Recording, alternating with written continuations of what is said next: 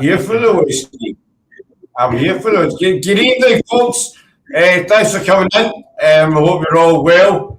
Welcome to our last live about haunted ships. Sarah was going to be with us, but she sends her apologies. She's doing a lot of research for Darkest Mile. But we do have with us tonight two members of our American team, two slightly eccentric members, but you know, hey-ho, it is what it is. So we've got the lovely Jennifer and the absolutely insane Matthew.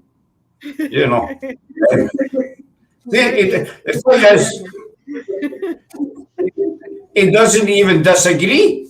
You know, no defence, nothing. No, just totally agrees. So it is what it is. Exactly. He's just along for the ride. That's all. He's just along for the ride, as he said.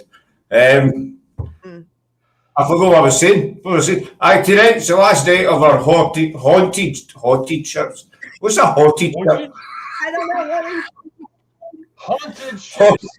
We went from haunted ships to train wrecks. That was great. This is why we should never come into the panel too early before a live, because you two just, drive me nuts, basically.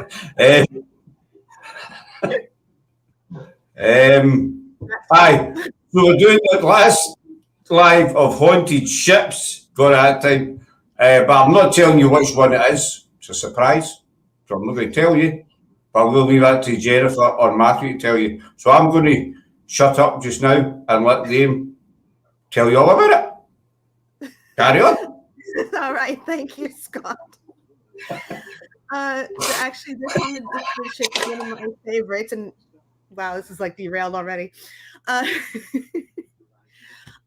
It's a ship that I was introduced to about 7 years ago. 8 years ago. Holy crap, time does fly. It's home. It's current. Yes, it does. Yeah, thank you, Tempest Fugit, Matt. It makes its home in Alameda, California. It was commissioned just before or during the start of our United States World War II.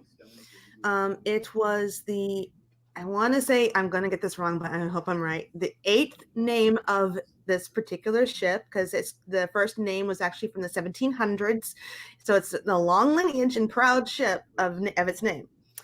The USS Hornet CV-12, actually CVS-12 in later years. It is a huge aircraft carrier for its time. I've been aboard. Matt, I did take one on a trip there once. Yeah. Yep. I have, for the past almost year and a half, been doing docent tours aboard it for the history, mystery, paranormal, and history combined tours. And so I told Scott, okay, if you're going to do any haunted ship, you got to do the USS Hornet. And I said, not just do it. It's like, I got to be on. I have to talk about it. She was quite pushy. She was very pushy. I was very pushy. I got to be it. This is my baby. Well, not compared to some other people who claim her, but I definitely adore the Hornet. Imagine being on the dock and you're looking up at nothing but metal, just lots and lots and lots and lots of metal, and you see a huge number 12 just appearing on the side, and you're not sure because it looks invited, but it doesn't look inviting. You feel the urge to say permission to come aboard. Literally, it's a lot of people have said this, not just me, but other people who've come there. They feel the urge to walk before walking across the threshold to say permission to come aboard. It's just a feeling that many people get. But now, when I go there, I just say it naturally. I just got permission to come aboard, and I feel like I'm welcomed onto this ship. I don't know, it's just a sensation. So, where should we start, Matt? Well, let's explain one thing. There's two aircraft carriers named the Hornet. There was CV-8. Yes, and that was sunk, and then this is CV-12. They do get confused. I mean, I know I get confused but you got to be. So basically, this ship was commissioned. It was commissioned in 1943 With the during different World names. War II, and it took the name U.S. Hornet CV-12. Don't ask me what CV stands for. Carrier vessel, I believe, is what it stands Carrier vessel. It was originally named the USS Kearsarge, is when it was supposed to be. And later, the Navy decided, I forgot who it was, but it's written down in many books about how they decided that they had to have a Hornet in the Navy. They've always had a Hornet in the Navy, have to continue having a Hornet in the Navy. And in honor of CV-8, they re-christened the Kearsarge to Hornet. Which scared a lot of people. Yeah, which, mind you, there was rumors. This is where history kind of gets shaky, where they think that that's where the nickname has come from. It's from different people have said different things. So go ahead, if you're watching this and you think you heard something else, feel free to go, hey, I've heard this rumor. Well, here's the rumors I've heard of why it's called the Gray Ghost. The first rumor was that it scared the bejesus out of the Japanese. They already sunk the CV-8.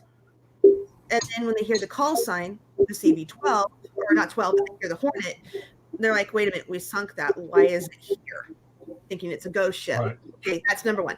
Number two, people think that it's called the Gray Ghost because of its camouflage. Most ships during that time were camouflaged in either grays, whites, or different colors so that they would be camouflaged on the sea. The other one is people just thought it looked, what was it? Teenagers like to say, oh, that's just a cool name. So between those three, you'd choose. I'm not sure which one's correct. I like the Japanese one. So do I. It gives it a little bit more mystery, doesn't it? Yep. Kind of like, wait, I thought we sunk that boat. Right. Like we sunk that. And they have recently, within the past 2 years, they finally did find the Hornet in the water. They've actually been able to find it. Yes, they did. That's right. They did. They did find CV-8. They did find CV-8. They finally found CV-8, and the USS Hornet was at that time showing the footage of aboard the CV-12 of them finding the CV-8. Yep. This is confusing. So the USS Hornet CV-12 served for a very long time. She was basically decommissioned right after World War II, after bringing soldiers back.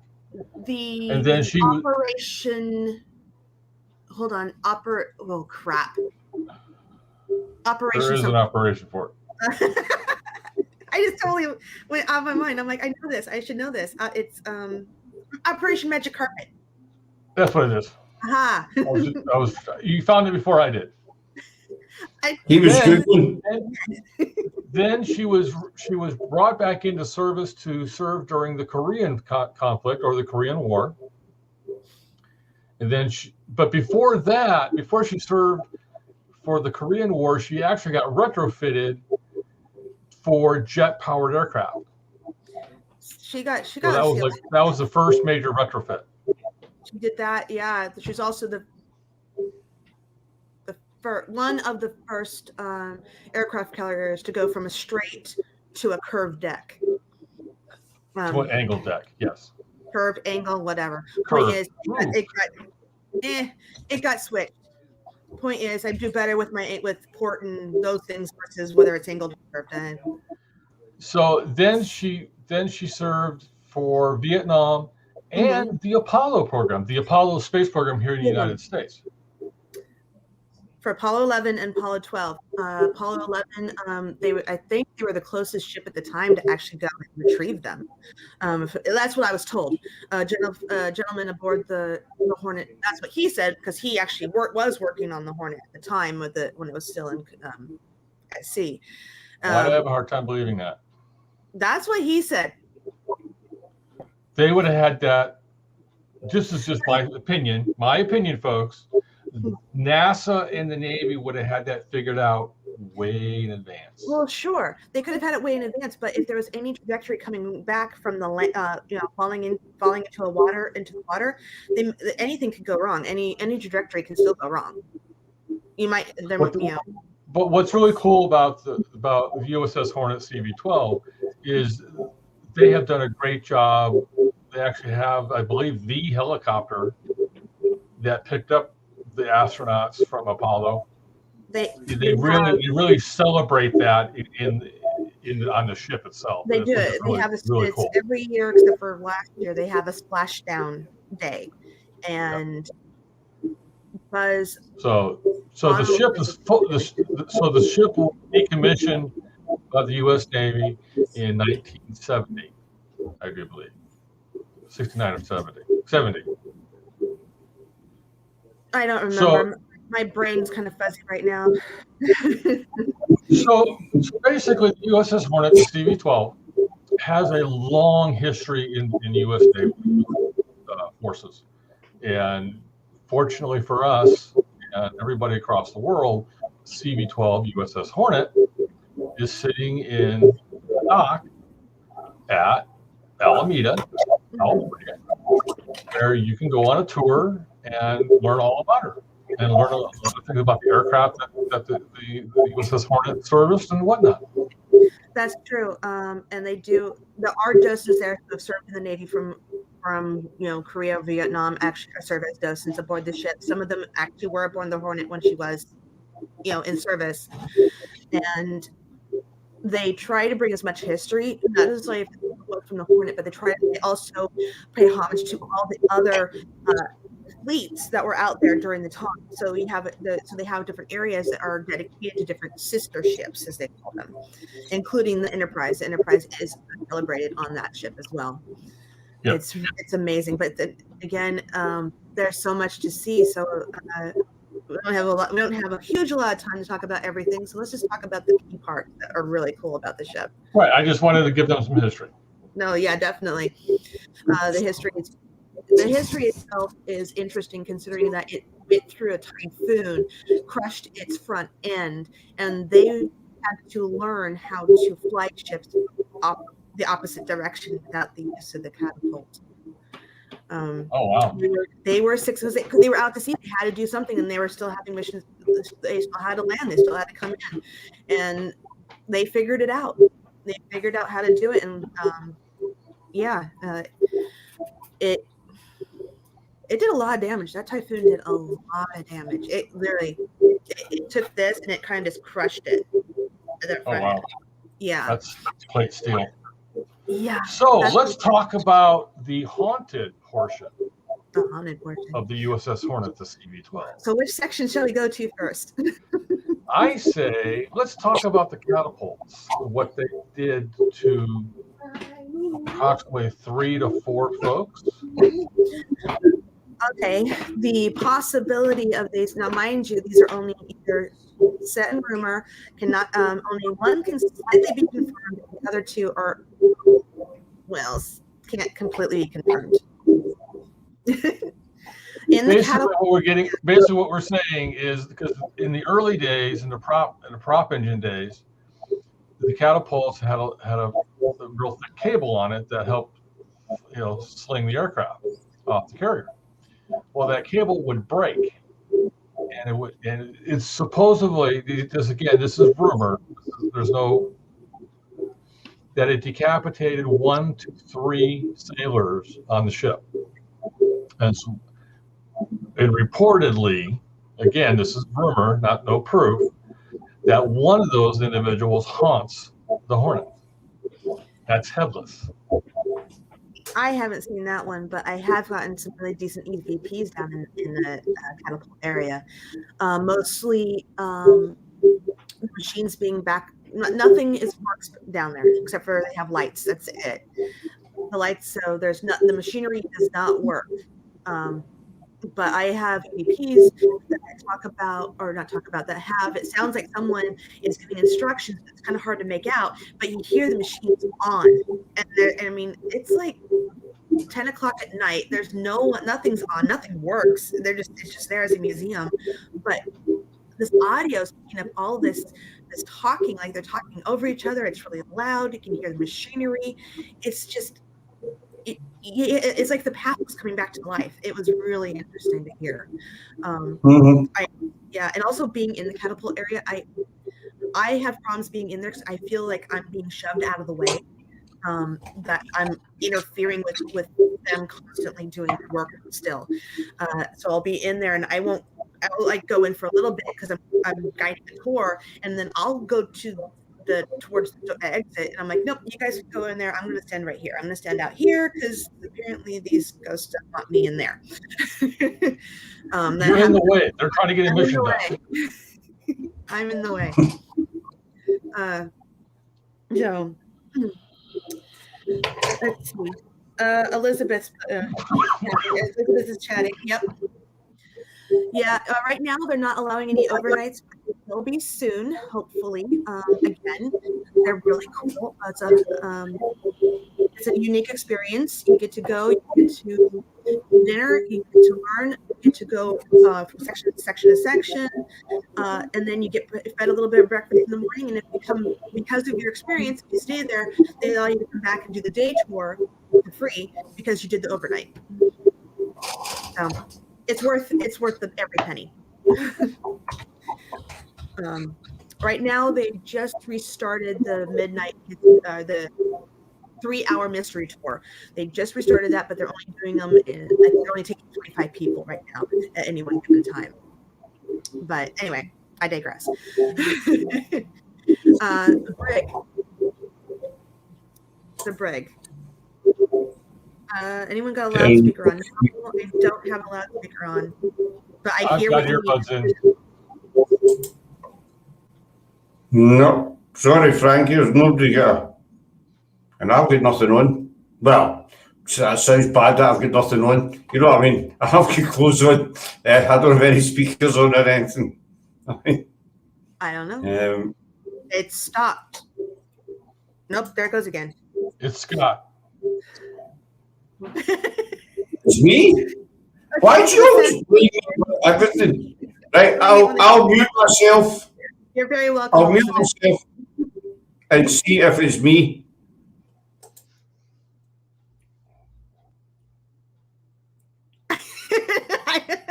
I don't hear anything. I don't either. Sorry, bad joke. All right, sorry. Now we're digressing the wrong direction. Let's go to this. Sorry, folks. Jennifer, have you heard of the USS Hornet's dress white ghost? Okay, I have been there for 8 years on and off, and I have not heard this one. Oh, please tell me. Apparently, there is a sailor that walks the decks in his dress whites. He's been seen several times. You know what? With every paranormal investigator that's come on there, with every person who works there, that's the first I've ever heard of this. And they don't even. We talk about every time we're there, we try to encourage these stories so that we can share them again and again and again, so of different people and what's going on. And I'm going to tell you honestly, I have never heard that before. Apparently, in February 2009, a Coast Guard crew was painting a compartment, and one of those Coast Guard men or women saw this ghost. I'm just sharing some information. I'm just surprised that I haven't heard this. I mean, I've heard a lot of it. I am too. I'm like, okay, I know about the captain, I know about the admiral, I know about. I'm going through the list of different ghosts that I'm aware of, and I'm like, no, that one's not on the list. So tell me about the captain or the admiral. These I don't know. Okay, we're never gonna get to the brig, are we? We'll get there. All right, fine. See you time. All right, in the captain's and admiral's quarters, it's very popular for most paranormal enthusiasts to go there and conduct EVP sessions or even seances and whatnot. There have been not 1, 2, or whatever. There have been at least 3 that I'm aware of that have made themselves known as if they have returned to the Hornet, whether knowing full well they didn't pass away there, they didn't go there. passed away in their own place. They were wherever they were. They came back to the Hornet and made themselves known, as if they're proud to be there. They want to be there. It's a trip, because for a fact that this particular, I forgot their names. I do apologize right now. I forgot their names. I'm only semi-prepared. I worked 10 hours yesterday. I'm a little bit tired. Just a little bit tired. So my brain's a little scattered, and I do apologize. I'm way better at my history than this. So the brig. Now, wait. Now we're getting to the brig. No? Sort of. Let me finish where I'm at. You're so bad. Slowly getting there. Carry on, Jennifer. You're doing fine. Thanks. But anyway, Oh, you're welcome. You're very up in the captain's quarters. They've redecorated it. They actually redid the whole area, so it's really nice. It almost feels like when you walk into the room for the first time, as if you need to be very respectful. That you're like you're almost getting smacked in the back of the head, going, "Hey, straighten up," or you're not supposed to be there because it wasn't meant for commoners to be in there. So it's we've had we've had orbs. We've seen orbs with our eyes. That was fun. Unfortunately, none of them got caught on camera. Of course not. I know. As you do. So anyway, I would say out of the entire ship, that is the one area that seems to be the most it's quiet. If you're respectful enough, you will get probably the most responses up in that area. They've gotten names of sailors. They have gotten names of ports they've been in. It's like they're answering, "Hey, yes, we did this. Hey, yes, we did that." Then we have the jokesters that come through and try to, say things that don't exist. That's what's fun. Yes. All right, that's up at the top. That's near the top. Okay, down in the brig, there's it's not a very big brig. It's small. It's a very small brig. There's rumors that someone had passed away in there, a Japanese soldier, but there's no proof that he actually did pass away there. But there is residual haunting of people capturing Japanese or someone speaking Japanese down there when no one there is speaking Japanese. They've caught this. They've also caught shadow people walking through the bulkheads down there. No way to know why they're walking through the bulkheads, but they're walking through the bulkheads. But I don't stay down in the brig too long. It creeps me out, and that says a lot. I cannot be down there for too long. I'm like, I'm out. But do I believe that someone that died in that brig? No, but I do believe they did held a prisoner down there once. I'm pretty dang sure that they held some prisoners down there once, and that it's not. I don't think it's an intelligent haunting. I think the residual haunting that they are sensing. But that's my opinion. Everyone's entitled to their own opinion when they go. That's for sure. Sorry. That's near the Marines' Marine area. The Marines were on board. They're the ones who did all the security. This is interesting because they had their own little area, their own little bunk area. They even had their own eating area. They really didn't associate with a lot of the rest of the crew. Well, 4 years ago, whatever. I was there and I was conducting an experiment in video EVP, and trying to get me. I'm talking about stuff about the Hornet and to other people who were there. They're all sitting on the floor. I'm standing up, and behind me there are metal cabinets behind me, storage cabinets, and I'm panning from person to person, and then there's someone standing between two people sitting on the floor. It spooked the crap out of me because I thought somebody had walked in and I didn't know. I backed up, I hit the metal really loud, and everyone's all, "You okay?" And I'm like, "Well, who just walked in?" I looked up, there's no one there. Everyone's looking, going, "What are you talking about?" I'm like, "No, someone just walked in, khaki pants, kind of a dingy white shirt, kind of crew hat." I said, "Someone just walked in." They're like, Like, no, they didn't. I'm like, yes, they did. I just saw them. And then gone, completely gone.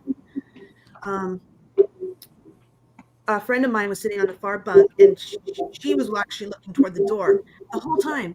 She says, no one walked in. And I said, well, somebody was there. Someone came to listen, and someone was watching me. And that's the first time and the only time I've ever been spooked by any spirit. Because earlier, because I gotta rewind. This is why. Earlier the day, lights are all on. It's not dark yet. I'm in there just looking in the marine area. One of the cabinets, which are hard to freaking open, they're metal, they're shut, they're tight. It swings open. And I start laughing hysterically because I'm like, really? There's no way that could open. I slam it shut. I'm jumping up and down, trying to make it open again. It doesn't. So the friends come in. I said, okay, make this thing open for me. It just did this. They're doing the same thing I did. As soon as they turn their backs to look the other way, what does the door do? It swings open. I'm like, okay.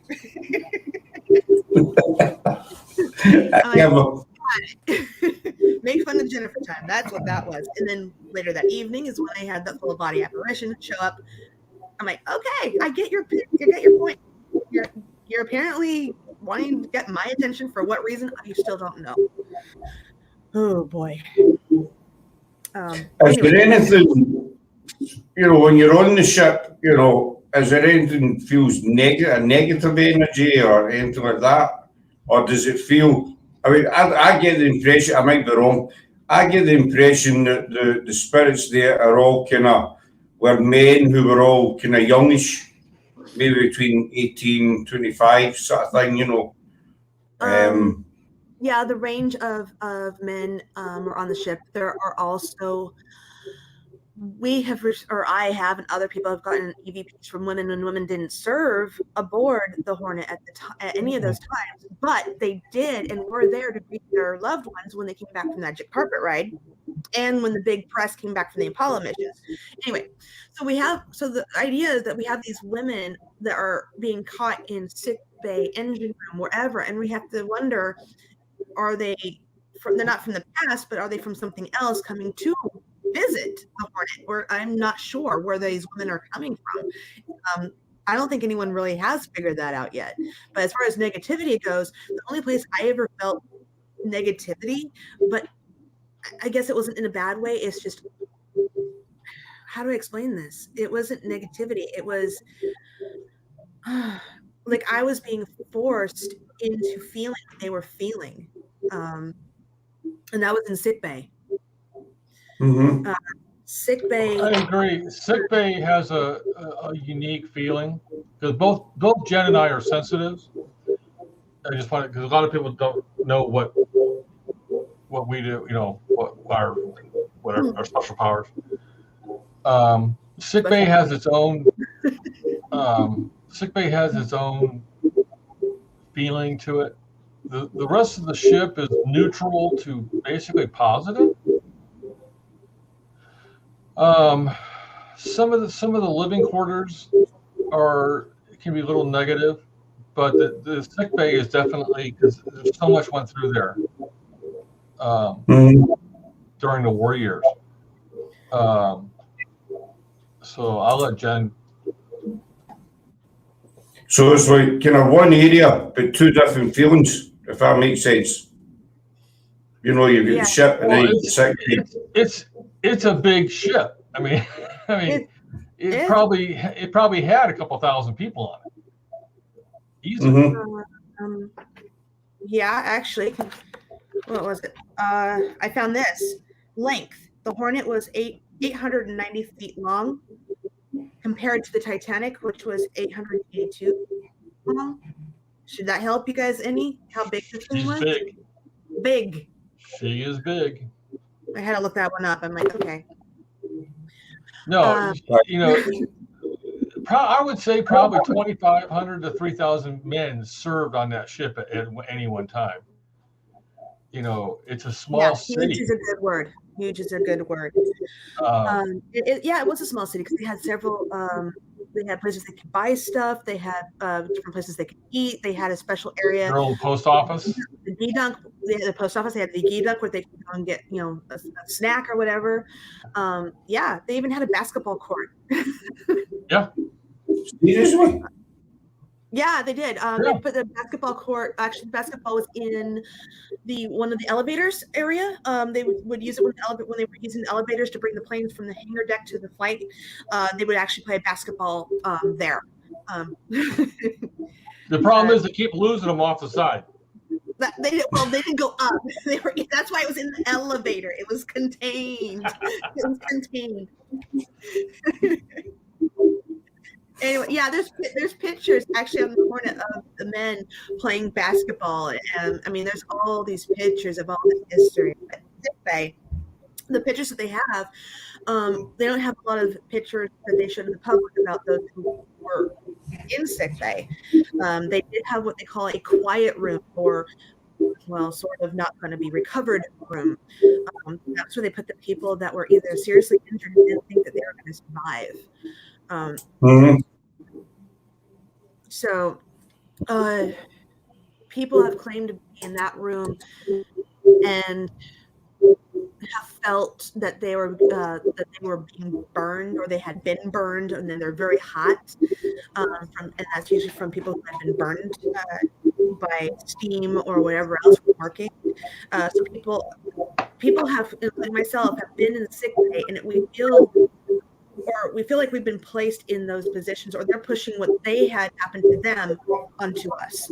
And I was sleeping in the sick bay, and we're doing nutrition just fine. First hour in, okay, no problem.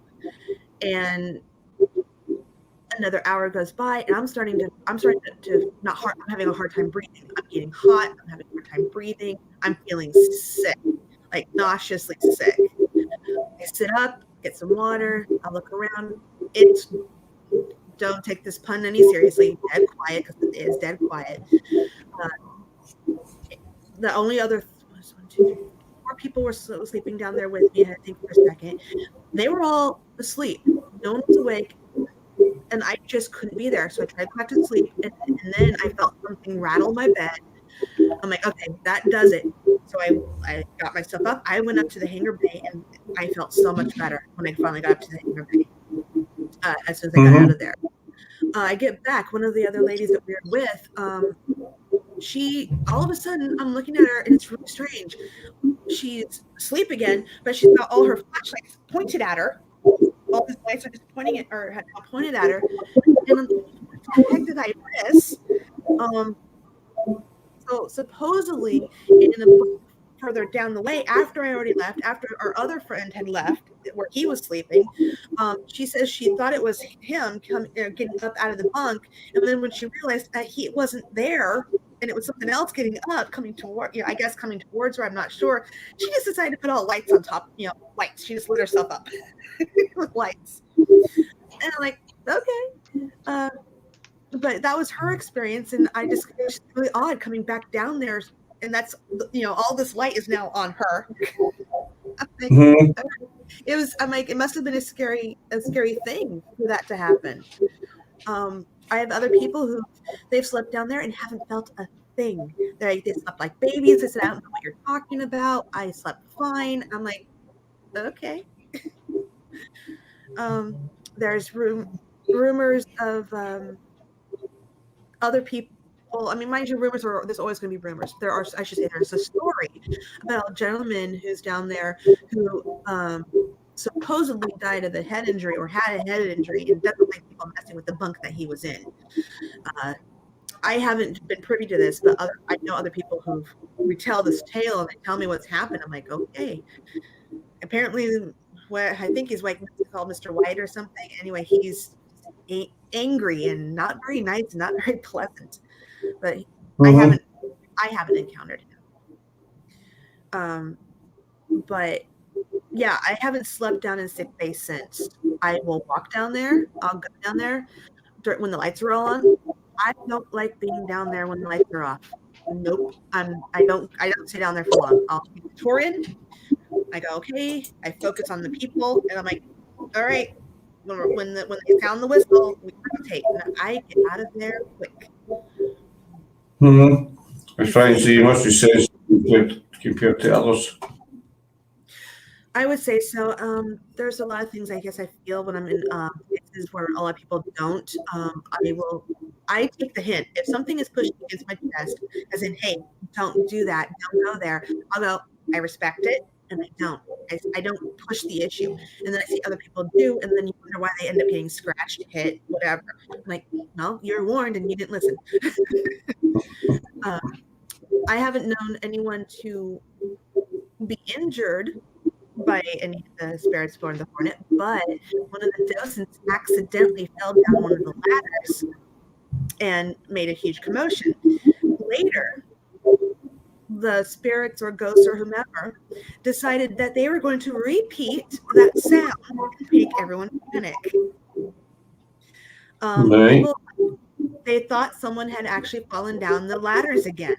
When they got there, there was no one there. Yeah. Basically pulling a joke, having a laugh. They were having a laugh, and they like to do this a lot. They've done this with people who've come aboard. They'll, when it was really warm and the fan, this one gentleman, he wanted the fans to work, and the fans don't work. And they said, well, we'll talk to the engineering and see if we can actually get one of these old fans to work or bring something down so you can sleep better. The guy comes back down there, and one of the fans is now working. No reason at all. The fan's working. So you got to wonder. Oh man. Yeah.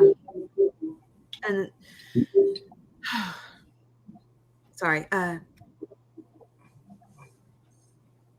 There's a part of the ship that I had an experience with, and a friend of mine had an experience at the same time, and we didn't know it. And it still gives me the heebie-jeebies. It almost brings me to tears because I think I was witnessing the past coming to life.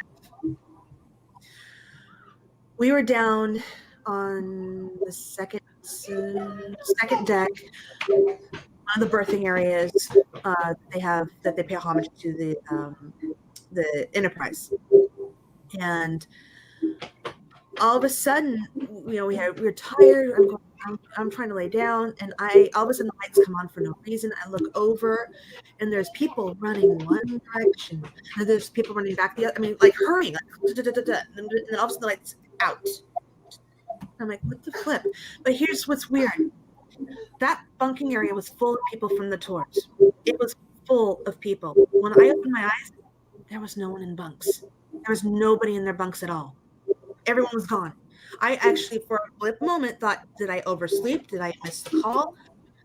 But when the lights went out again, and I read what was going on, I could see everyone still in their bunks. And moments later, I'm rolling back and looking up at the bunk, going, what the hell did I just see? And I hear footsteps coming up to my bunk, and I'm like, okay, I'm tired. I'm confronting whatever this is because I really don't want to deal with it. I turn to nothing, of course, but knowing full well that there probably is something there, I tell it, not right now. I got a headache. Go away. And it left. But I got to wonder what I saw was the past repeating itself because it felt sad. It felt like they were in a drill, that they were in a rush for something, and it was just this overwhelming emotion at the time. And then when my friend who saw it from a different angle, he didn't say anything to me until we were talking during breakfast, and he's like, yeah, some idiot, must have turned the light back on. I don't know what they were doing. We're playing a joke. You mean? And I said, this? And he's all like, yeah, and this. And so we're comparing notes. Neither one of us knew each other was awake at that time, but we both saw the same thing, and that is creepy. That is, creepy. Don't have explanation for it. What about you, Matthew? What's your experiences of the ship? I don't have any other really unique experiences like Jen does. Because I only just visited the ship once. Mm-hmm. Excuse me. But like I mentioned before, The sick bay section of the ship definitely has a very unique feeling than the rest of the ship, and even some of the berthing areas, have a unique feel. Whereas, like the flight deck has a very neutral feeling. But it feels like it's always busy, like a flight deck would be. Right, like the past being relived over and over again. Yeah, and it's the same thing with the hangar deck, because so much activity over 3 conflicts or 3 wars happened there. That's what this ship's for. This ship is for launching and retrieving more aircraft, and so it definitely has a feeling of, like Jen was saying, when she was up in the catapult area, you definitely feel like, that there's people rushing around you, because there's a feeling of continual movement. So, well, it does help. But it's not a sad feeling. It's not a bad feeling. Well, as I say, it does help that the ship itself is actually still just floating on the water. It rises and rests with the tide. It is moored to the side. So it goes up and down. It goes back and forth. So it still has its original motion as it would be in any port that it would visit back in its heyday. So I wonder if that has a lot to do with it. Oh, but let's get back to something that's not paranormal about the ship, but makes everyone think it is. This, Matt, do you remember me telling you about the camels? Yeah, I do, actually. Okay. There are these things for the latent part. Camels are on the side of the ship, outside of the ship, to help the ship stay pretty much, from hitting the side of the wharf. All right. During certain times of the night, when it's really quiet, they squeak against the ship, and it sounds like dog barking inside the ship on the 3rd deck or the 2nd deck. So when you hit the 3rd deck and you hear this loud sounds like barking, it's actually those camels rubbing against the ship. Well, here's what's happening. People who are so steadfast, I want to know that this is paranormal, this is haunted, and there's been no stories of a dog on board. It must be the dog. It's barking. We tried to explain it to it. And for an entire hour, they were explaining that those are the camels. There's no dog. There's no dog. Those are camels. 1 hour. 1 hour. These people were running back and forth, chasing. Nothing more than the sound rubbing against the side of the ship. Thank you. Hysterically afterwards, because no matter what I did, no matter what anyone else told these people, they were stout believers. Nope, that's a dog. That's a dog. Like, no, it's not a dog. That's a bit, unfortunately, you get, just it's not related to ships or anything, but Sarah and I were through in Edinburgh again this morning at Greyfriars with Jamie Christoph, and I was actually wallpapering in his office for him because he's can't eat, basically. And we were talking about that obviously he runs City Dead Tour, so he gets a lot of people emailing him, phoning him, and they'll question him about a certain thing, and he'll answer it. But these people don't believe it. And it says no matter how many times you tell this person, they just will not believe what you're telling them. So you do get a lot of people out there that you can show them black is black, white is white, but they'll still want to turn it around the other. They just will not believe it.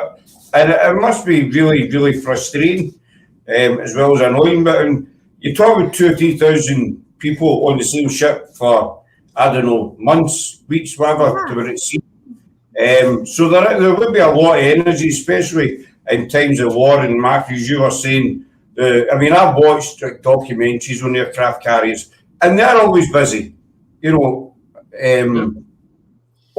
the flight deck and in the hangar.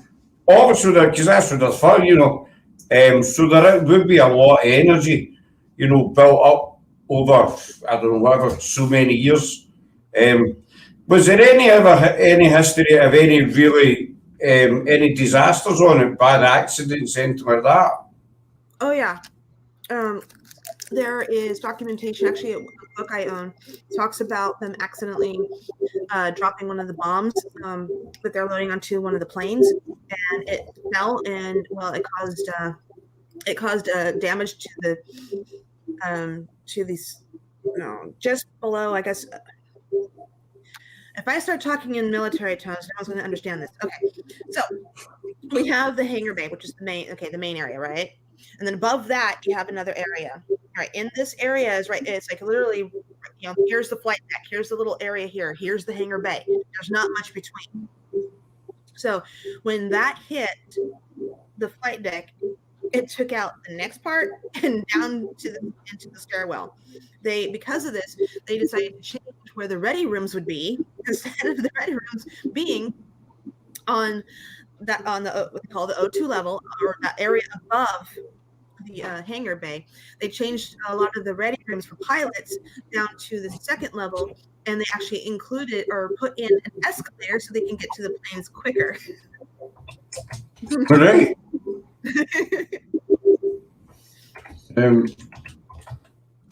Because I would imagine, there would have been sort of major disasters, because obviously, especially during war times as well.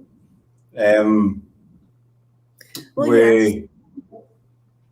There was a kamikaze that didn't exactly hit the Hornet, but when the Hornet was docked with another ship, the kamikaze plane came through and did hit the other ship, which is where that Japanese ended up in the brig, but didn't really damage the Hornet too much, but kind of damaged the ship next to it.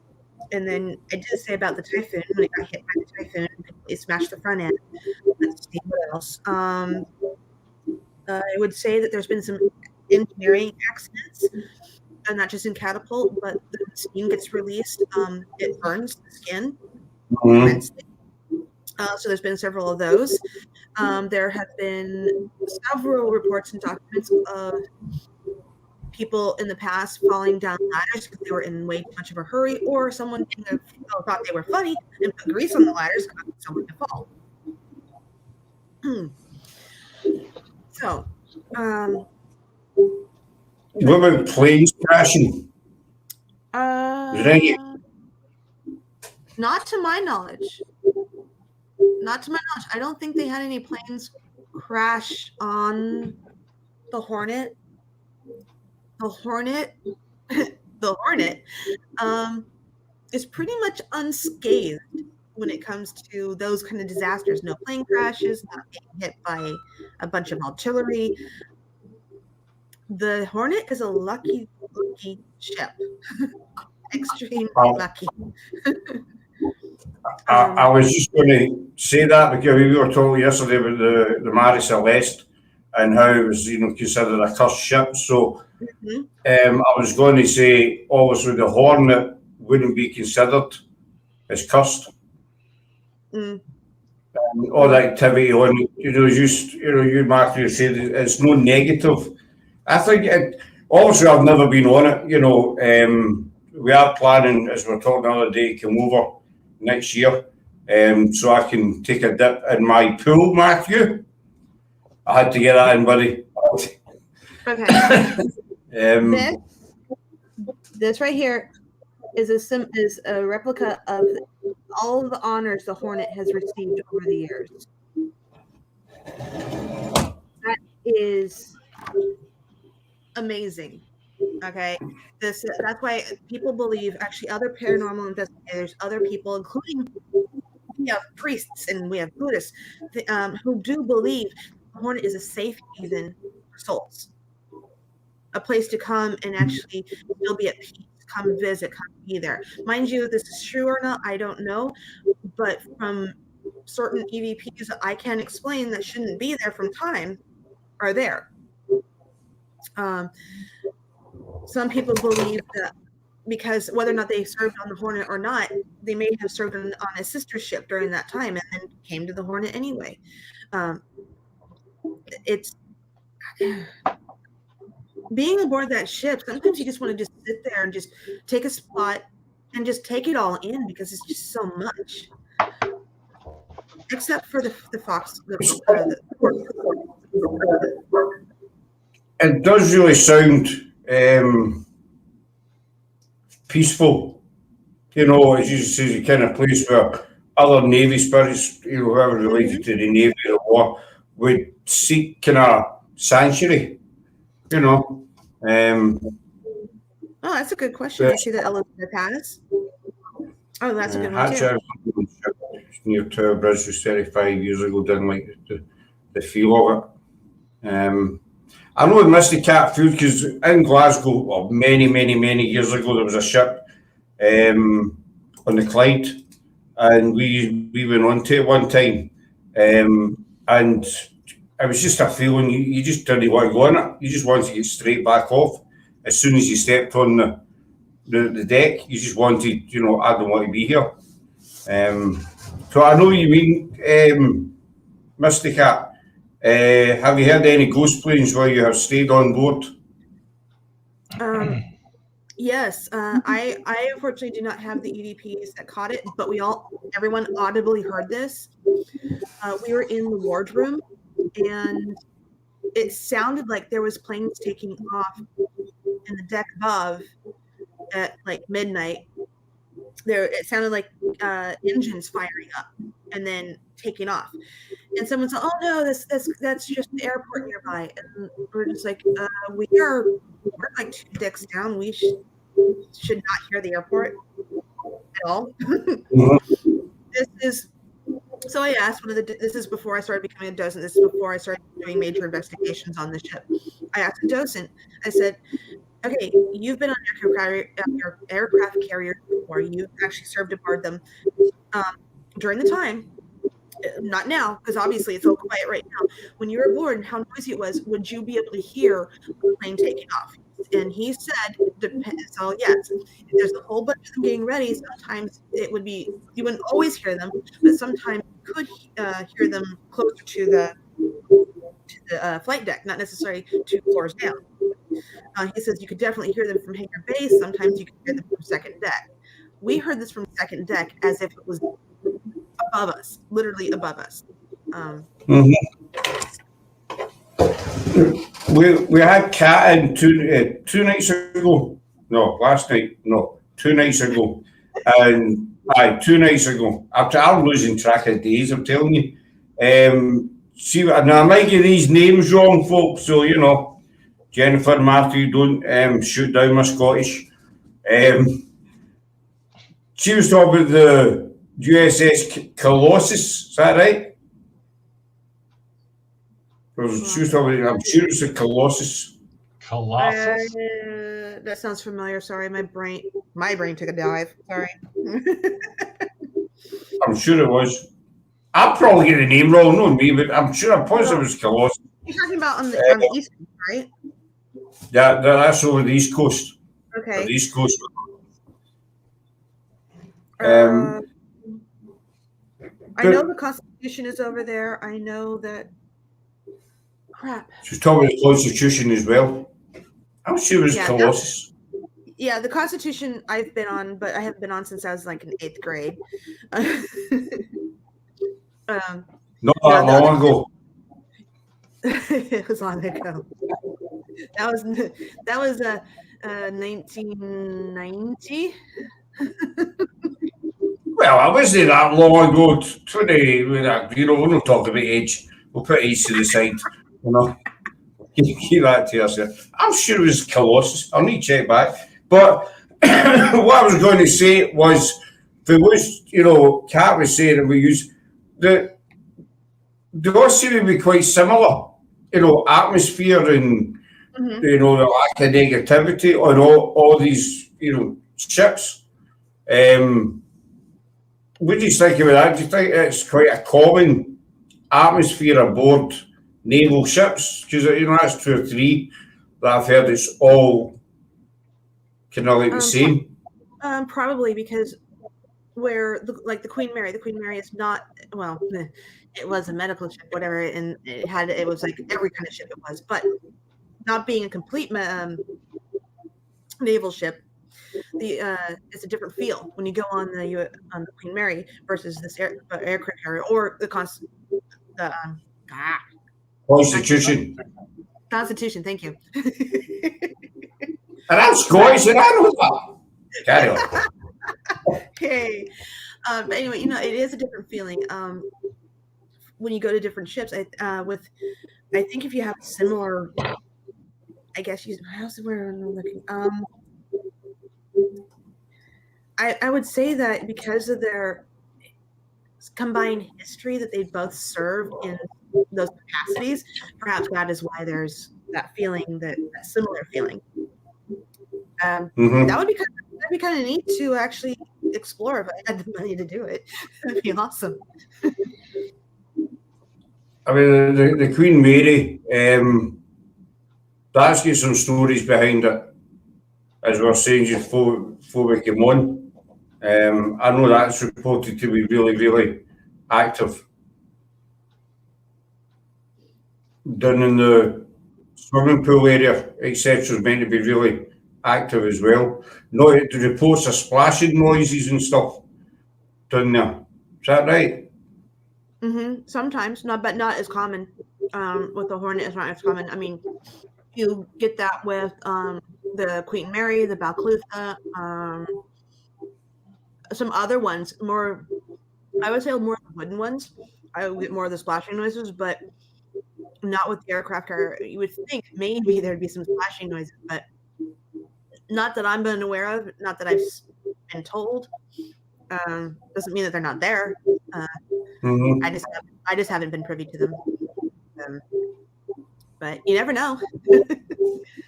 That's right. With paranormal, you don't never know. What are the sort of captains or the commanding officers on these? What's the name of the ship? Hornet. The Hornet. It's been a very long day. Sorry, folks. The Hornet. Sorry. The Hornet. Considering the very first ship was a wooden ship named the Hornet in the Navy.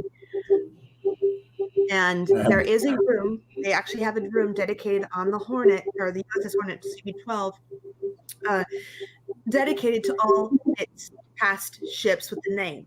And they give you the history through all the ships, and they have pictures of the sailing ships and the captains that commanded the ships. And they even have a bell in there, and they have other captains' hats and logs.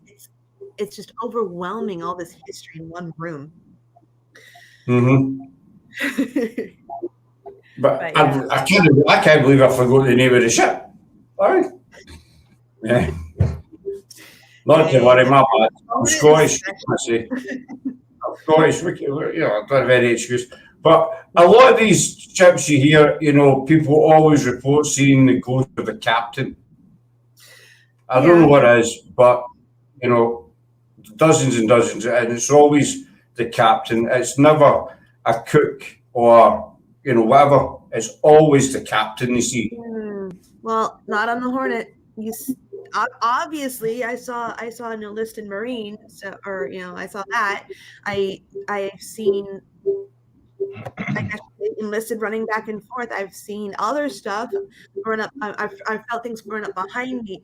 I have not personally seen the captain. Or any captain. Heard them, yes. Seen them, no. But the many of things that I have seen or heard have been the enlisted crew aboard the Hornet during its heyday. Why? I don't know why those particular are reaching out to me. The enlisted versus the officers, because there is an officers or junior officers bunk area that other people have had issues with or can't sleep there or get pestered. I managed to sleep in the junior officers bunk area. I had the best night's sleep there.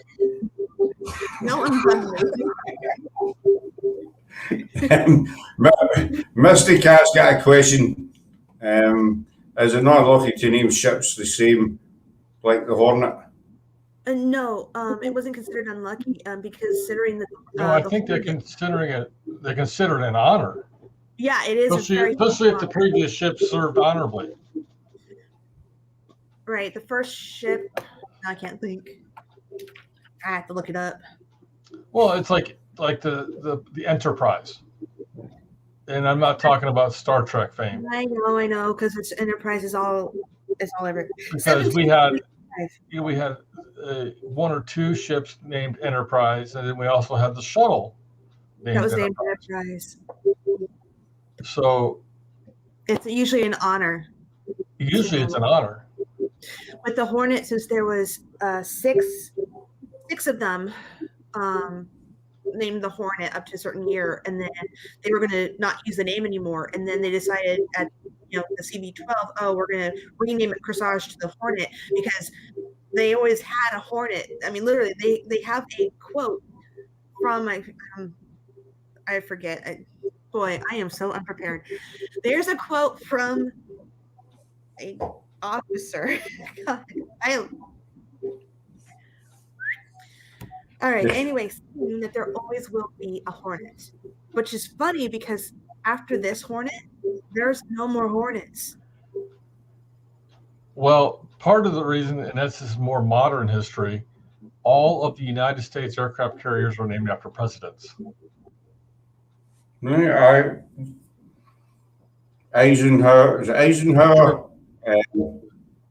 There's a Reagan, an Eisenhower, a Bush, and they're all dead presidents. Okay, all dead presidents. So they haven't. We don't have a Clinton yet, or a Carter. No. No, we don't have a Ford yet either, because he didn't pass away that long ago. But yeah, all the modern aircraft carrier, United States aircraft carriers, were named after U.S. presidents. All right, they better hurry up. I wish that they would actually build honor or make the honor to bring another Hornet back into his for the lineage, but something tells me that they're probably not going to do it. The next one that will be built with the name Hornet will not be a seafaring ship. If it has the name Hornet, it's probably going to be a space-faring ship, more than likely. Really? I can see them doing that. The Enterprise in Star Trek, you mean something like that? Well, they got the ideas for the honoring of the ship. Yes, if you've seen any of the Star Trek episodes, they have the original Enterprise, which was a wooden ship, and they showed the history of it and how it really ended up in space. Well, the idea that the older ships like the Hornet or others that have similar names that are carried across in history, a lot of people are hoping that they will be passed along into those type of ships in our future. So you never know. We'll see. I mean, the size of the Hornet's massive, 839 feet. You see, Jennifer.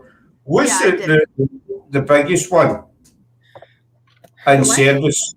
The biggest one in service. There's a question right off the back of the neck. I want to say that's the Reagan. I don't know. Which is 5,000 people on board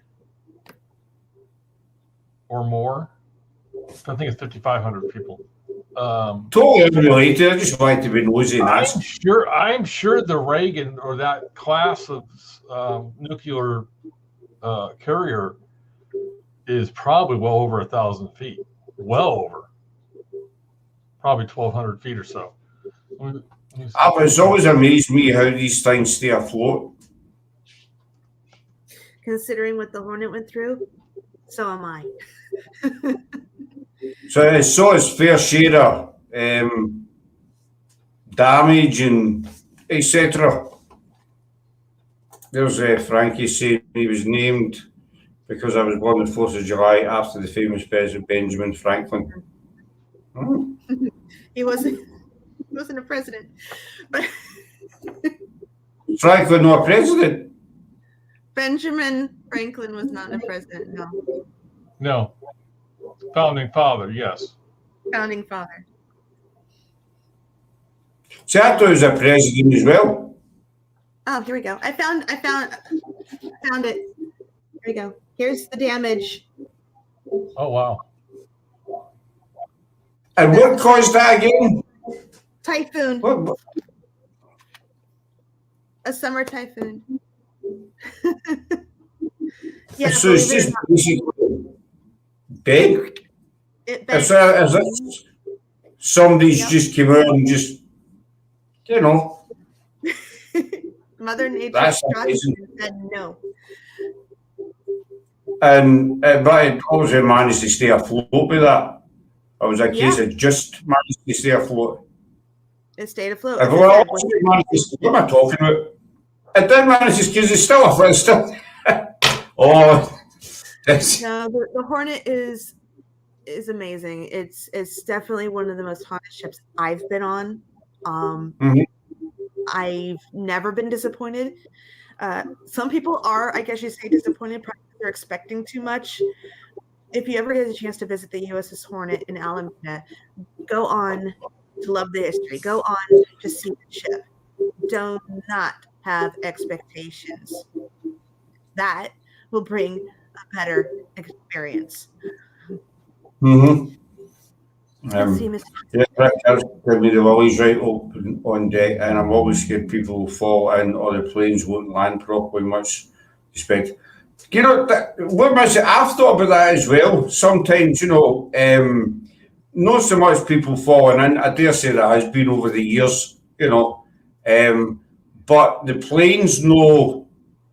You know, I mean, I've watched a lot of YouTube videos. You see the fighters coming into land and what have you, and you're looking at the angle of the plane, and you're looking at the carrier, and you're thinking, "There's no way he's going to land on that. He's going to miss that." So you know, so I can relate. Has that ever happened to the Hornet? You know, a plane kind of came down and missed it. Not that I'm aware of. No, they did practice what they call touch and goes. They would take off, come back, and practice landing, and then take right off again. But as far as I know, no, not miss. They have what those catches. So when they come down and land, they're supposed to catch Arresting tables. Yeah, thank you. That. It's amazing me how they. It's always amazed me how they get them off the ground, off the deck in such a short space, you know, a short length. How they manage to get these things up, and there, but as you see, you get the catapult as well. You know what I mean? I know that's not normal. I was watching a film the other night. I can't remember what it was called, but the sailors on it were using the catapult to kick a ball. They placed a ball in the catapult and they fired it. I can't remember what it was. Totally unrelated to the paranormal. I know people, I do apologise. I just remember seeing that, the catapult shooting along and it hit the ball and the ball was gone basically, you know. That's no awesome. more football for them. Man. But on that note, folks, I think we'll wind it up there, if that's all right with you guys. No, that's perfectly fine. I didn't want to overwhelm. I think we covered everything. We've got the ghost stories, got the history. I'd say check it out. You can go. There is an online website you can go to check out the USS Hornet. Just type in USS Hornet Alameda. You'll find it. It's not hard to find. Yep. So thank you, Jennifer and Matthew, for coming all the way from California. We have quite a swim. Aye. You left early this morning. Thank you, Elizabeth. You're welcome. Early this morning. So thanks everybody, chat for coming in. We're back tomorrow. You've got a double dose of Pendle tomorrow. 10:45 tomorrow morning. You've got the Who Were They, and then tomorrow night you've got the finale to our Forgotten Pendle series. So it's Forgotten Pendle Part 2. So you get that to double dose of Pendle, which should really be good. So again, thank you to Matthew and Jennifer and everybody in chat, and we'll hopefully see you tomorrow night. You're welcome, Mr. Cat. Thanks for coming in, Doc. Always a pleasure, never a chore. My dad used to say that. Always a pleasure, never a chore. I mean, That's it's one of these weird sayings. Anyway, folks, I know Mr. Cat, I was in Edinburgh, but the girls had a couple of wee problems with it, so we thought it better just to cancel it and do it tomorrow morning where you can get the full you know, the full shebang. I do apologise for this morning's hiccup, but probably come tomorrow 10:45 and you won't be disappointed because the girls are back. But that sounds dramatic there. The girls are back. Great. So thanks again, folks, and we'll see you tomorrow, hopefully. Stay safe. Bye. Bye.